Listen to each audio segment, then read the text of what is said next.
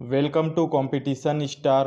Hello dears, आज के इस सेशन में हम लोग देखेंगे बाल विकास और शिक्षा शास्त्र प्रैक्टिस सेट 2 जो कि सीजी टेट के लिए बहुत ही ज़्यादा इम्पोर्टेंट सब्जेक्ट है। तो चलिए वीडियो को स्टार्ट करते हैं। स्टार्ट करने से पहले इस वीडियो को लाइक शेयर और सब्सक्राइब जरूर करें, साथ में बेल आइकन को ऑल पे रखिएगा ताकि जो भी वीडियो अपलोड हो उसका नोटिफिकेशन जल्द से जल्द प्राप्त किया जा सके। तो देखते हैं क्वेश्चन नंबर फर्स्ट। अधिगम की बहुत सी परिभाषाएं हैं, तो यहाँ अधिगम का मतलब हो जाएगा सीखना, ठीक है। परंतु इनमें से कौन सी सबसे अधिक अनुकूल है, तो यहाँ देखिए इसका अधिक परिभाषा है, ये खुद बता रहा है क्वेश्चन, लेकिन इसमें से सबसे अधिक अनुकूल कौन सा है। तो पहला है व्यवहार में संशोधन, दूसरा है ज्ञान का अधिग्रहण एवं संगठन, तीसरा है कौशल का विकास, चौथा इनमें से कोई नहीं। तो इसका राइट आंसर हो जाएगा व्यवहार में संशोधन। ऑप्शन नंबर ए इसका राइट आंसर है। तो देखिए सीखना जो होता है व्यवहार प्रक्रिया के संशोधन को संदर्भित करता है, क्योंकि यह किसी व्यक्ति के व्यवहार और व्यक्तित्व को संशोधित करता है। तो इस प्रकार इसका मतलब एक तौर पे हम लोग सीखना समझ सकते हैं।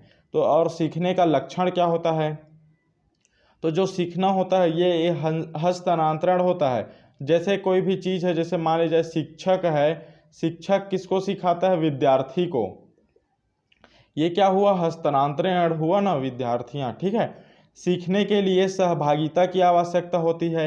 यदि आप लोग किसी चीज़ को सीखना चाहते हैं, यदि आप लोग क्रिकेट खेलना चाहते हैं तो क्रिकेट खेलने के लिए आप लोग को सहभागिता की आवश्यकता होगा। सीखने से यहाँ मतलब है सीखना, केवल पढ़ना नहीं, ठीक है। तो सीखना एक आजीवन प्रक्रिया है। सीखने में समस्याओं को हल करना शामिल होता है। सीखना एक लक्ष्य निर्देशित प्रक्रिया है। सीखना जीवों की वृद्धि है, ठीक है। तो इस प्रकार ये इसके लक्षण बताया गया है। नेक्स्ट है क्वेश्चन नंबर 2। 12 वर्ष के बच्चे के लिए सामाजिक विकास का सबसे अच्छा स्थान क्या है, तो इसका सबसे अच्छा स्थान है खेल का मैदान। क्योंकि यदि बच्चा खेल के मैदान में जाएगा तो वहाँ उसको हर प्रकार के टीममेट मिलेगा, तो वो टीम के सहारे से क्या करेगा, अपना सामाजिक विकास करेगा। न कि आस पड़ोस में करेगा, न कि परिवार में करेगा, ठीक है, न कि विद्यालय में करेगा। विद्यालय में उसको शैक्षणिक विकास होगा, ठीक है। परिवार में उसका क्या होगा, मानसिक शारीरिक दोनों होगा, ठीक है। और आस पड़ोस में क्या होगा, ये एक तरीके से सामाजिक बोला जा सकता है, लेकिन ये उस हद तक सही नहीं है जिस हद तक ये क्वेश्चन पूछा गया है, ठीक। तो इस प्रकार इसका राइट आंसर क्या हो जाएगा, ऑप्शन नंबर सी, खेल का मैदान इसका राइट आंसर हो जाएगा। नेक्स्ट है क्वेश्चन नंबर 3। एक समस्याग्रस्त बच्चे से संबंधित सही गुण कौन सा है, तो इसका राइट आंसर देखिए क्या हो जाएगा, एक समस्याग्रस्त बच्चे से संबंधित गुण बोला है, तो इसका गुण हो जाएगा अध्ययन में रुचि की कमी। ये भी एक समस्याग्रस्त बच्चा ही होता है, ठीक। मतलब जो पढ़ाई लिखाई अध्ययन में उसके रुचि में कमी है उसको हम लोग समस्याग्रस्त बच्चे बोल सकते हैं। मानसिक रूप से अस्थिर जो है वो भी समस्याग्रस्त बच्चा है। समायोजन का भाव है वो भी समस्याग्रस्त बच्चा है। तो इस प्रकार समस्याग्रस्त बच्चा उपरोक्त सभी, तो ऑप्शन नंबर डी इसका राइट आंसर है। नेक्स्ट है पियाजे के अनुसार प्रारूप जो स्कीमा होता है वो निर्माण मौजूदा योजनाओं के अनुरूप बनाने हेतु नवीन जानकारी के आधार पर पुरानी योजनाओं में संशोधन के परिणाम के रूप में घटित होता है। इन दो प्रक्रियाओं को किस रूप में जाना जाता है, तो इन दो प्रक्रियाओं को समावेशन और समायोजन के रूप में जाना जाता है, ठीक है। इसको आप लोग याद रखिएगा। पियाजे का ये जो दिया हुआ है प्रक्रिया, ये प्रक्रिया को बोला जाता है समावेश का रूप या समावेजन का रूप। ऑप्शन नंबर बी इसका राइट आंसर है, ठीक है। और इसी को ही समावेश को ही आत्मसात्करण भी बोला जाता है, ठीक है। इसको आत्मसात्करण और संयोजन भी बोला जा सकता है, इसको आप लोग याद रखिएगा। ये कथन पियाजे के संज्ञानात्मक सिद्धांत के अनुसार है। तो पियाजे कौन सा सिद्धांत दिया है, पियाजे का सिद्धांत है संज्ञानात्मक सिद्धांत। स्कीमा क्या होता है, तो जो मौजूदा मानसिक मॉडल होता है इसको स्कीमा बोला जाता है। मतलब कुछ भी चीज़ रहता है जो हमारे मानसिक जो मन स्थिति होता है उसमें से पहले से एकत्रित रहता है, ठीक है। आगे देखिए जैसे आत्मसातीकरण से क्या तात्पर्य है, ठीक है। तो इसमें स्कीमा में जानकारी लेने की प्रक्रिया होती है, नई जानकारी की व्याख्या करता है, नई अवधारणा का या अनुभव का जोड़ना, जैसे कि बच्चे का अंगूठा चूसना एक प्रारंभिक स्कीमा है। याद रखेगा, जो बच्चा अंगूठा चूसता है वो एक प्रारंभिक स्कीमा है। लेकिन देखिए समायोजन से क्या तात्पर्य होता है, मौजूदा विचारों या योजना को बदलना, चिंतन के नए तकनीकों का समावेश करना। मतलब यहाँ जो इसकी जो चिंतन है, इसके जो तरीके हैं वो क्या हो जाएगा, चेंज हो जाएगा, समावेश होने लगेगा। ठीक है, मतलब उसमें आते जाएगा। मौजूदा स्कीमा का संशोधन, जैसे कि मौजूदा स्कीमा, इसका मतलब जैसे ये लाइन से मतलब ये है कि मान ले जाए जो बच्चा है इसका प्राथमिक स्कीमा क्या है, अंगूठा चूसना, लेकिन वो जैसे जैसे थोड़ा बड़ा होता जाएगा तो वो क्या करेगा, खिलौने को भी चूसने लगेगा। ठीक है, खिलौने को भी। तो ये क्या हुआ, समय के साथ क्या हुआ, संशोधन हुआ, इसी को बोला गया है समायोजन। ठीक है, मौजूदा स्कीमा का संशोधन। ऑप्शन नंबर ये तो इसका ऑप्शन नंबर बी राइट है। नेक्स्ट है क्वेश्चन नंबर 5, ब्रेन स्टॉर्मिंग पद्धति के प्रतिपादक कौन है। तो इसके प्रतिपादक हैं ओसबर्न। इनका पूरा नाम क्या है, A.F. ओसबर्न। ठीक है, A.F. ओसबर्न, मतलब एलेक्स F. ओसबर्न। ठीक है, ऑप्शन नंबर बी इसका राइट आंसर है। ठीक, ब्रेन स्टॉर्मिंग विधि ये ऐसा विधि है, मतलब इसमें क्या कराया जाता है, कोई भी जो बच्चा रहता है, देखिए ये इसमें देखते हैं एनालाइज में, यह एक रचनात्मक सोच को उत्तेजित करने का सबसे पुरानी और प्रसिद्ध तकनीक है। तो जो ब्रेन स्टॉर्मिंग विधि होता है, रचनात्मक सोच को उत्तेजित करने की पुरानी और प्रसिद्ध पद्धति होता है। इसमें शिक्षक पूरी कक्षा को एक समस्या या विषय देता है और छात्र दिए गए समय के भीतर विचार करते हैं। मतलब इसे क्या होता है कि जो शिक्षक है वो स्कूल में क्या करेगा, कोई भी एक टॉपिक दे देगा अच्छा खासा उठा के, ठीक है, और उस टॉपिक के विषय में बच्चे लोग को सोचने के लिए बोलेगा। तो अब देखिए बच्चे लोग तो अधिक होते हैं, तो हर बच्चे का अपना अपना मानसिक स्थिति है, तो हर बच्चे उस टॉपिक पे अपना अपना अलग अलग दृष्टिकोण देंगे। तो ये होता है ब्रेन स्टॉर्मिंग। और इसके लक्षण क्या क्या है, तो गुणवत्ता की तुलना में परिमाण हर समय की अवधि में होता है, नए विचार के साथ आने के लिए अलग अलग विचारों को जोड़ना और असामान्य विचारों का सृजन, ये इसके लक्षण है। इसको याद रखिएगा, पॉइंट के रूप में इसको पूछ सकता है। नेक्स्ट है क्वेश्चन नंबर 6, NCF 2005 के अनुसार शिक्षक की भूमिका एक डैश डैश के रूप में होती है। तो किसके रूप में होती है, तो एक समन्वयक के रूप में होती है। ठीक है, शिक्षक की भूमिका एक समन्वयक के रूप में होती है। और यहाँ इसका जो देखिए एनालाइज देखिए, NCF का मतलब क्या होता है, नेशनल करिकुलम फ्रेमवर्क का। इसके अनुसार एक शिक्षक की क्या भूमिका होती है, तो दो महत्वपूर्ण भूमिका होती है। पहला है शिक्षक एक समन्वयक है, क्योंकि शिक्षक की भूमिका अधिगम से यहाँ सीखना समझिए कि ऐसे वातावरण का निर्माण करना है जहाँ बच्चे स्वयं अपने वास्तविक क्षमता का एहसास कर सके और ज्ञान का अर्थ बना सके। ये पहला हुआ। अब दूसरा है, एक शिक्षक वह होता है जो अन्वेषक, एक्शन रिसर्च प्लानर, मैनेजर, ठीक है, कंटेंट प्रोवाइडर, फैसिलिटेटर, लीडर, सह निर्माता आदि जैसे विविध रोल निभाता है। ठीक है, तो इस प्रकार ये जो क्वेश्चन है इसको याद रखिएगा। नेक्स्ट क्वेश्चन देखते हैं, क्वेश्चन नंबर 7, एक बालक जिसकी शैक्षणिक योग्यता उसकी प्राकृतिक क्षमताओं से कम है किस रूप में जाना जाएगा। तो देखिए उसकी शैक्षणिक योग्यता प्राकृतिक क्षमताओं से कम है, ठीक है, तो उसको हम लोग बोलेंगे पिछड़ा बालक, क्योंकि वंचित बालक उसको बोला जाएगा जो क्या हो, किसी चीज़ से वंचित हो गया हो या किसी चीज़ में छूट गया हो। ठीक है, और पृथक का मतलब हो जाएगा अलग, इसका भी कई कारण हो सकते हैं अलग होने का, लेकिन पिछड़ा बालक उसको बोला जाएगा जो नॉर्मल स्टूडेंट है उससे क्या रहेगा, पढ़ाई के क्षेत्र में शिक्षण, मतलब ये इसको हम लोग बोल सकते हैं शैक्षिक रूप से मंद बुद्धि। ठीक है, तो इसको हम लोग पिछड़ा समझ सकते हैं। दिव्यांग का मतलब तो जानते ही होंगे।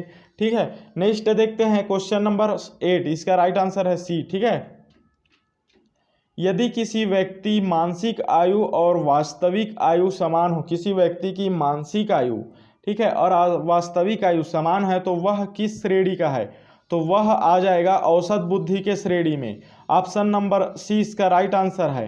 तो देखिए इंटेलिजेंस, IQ, मतलब इंटेलिजेंस क्वांट क्या बोलते हैं इसको, क्यू से क्या होता है, कोटिएंट। हाँ, इंटेलिजेंस कोटिएंट होता है, QUOTIENT, इंटेलिजेंस कोटिएंट। इसको कौन से कब दिया गया, तो इसको 1912 में दिया गया है विलियम स्टर्न के द्वारा। ठीक है, इस वर्ड को विलियम स्टर्न के द्वारा दिया गया है। इसको IQ निकालने का एक तरीका होता है MA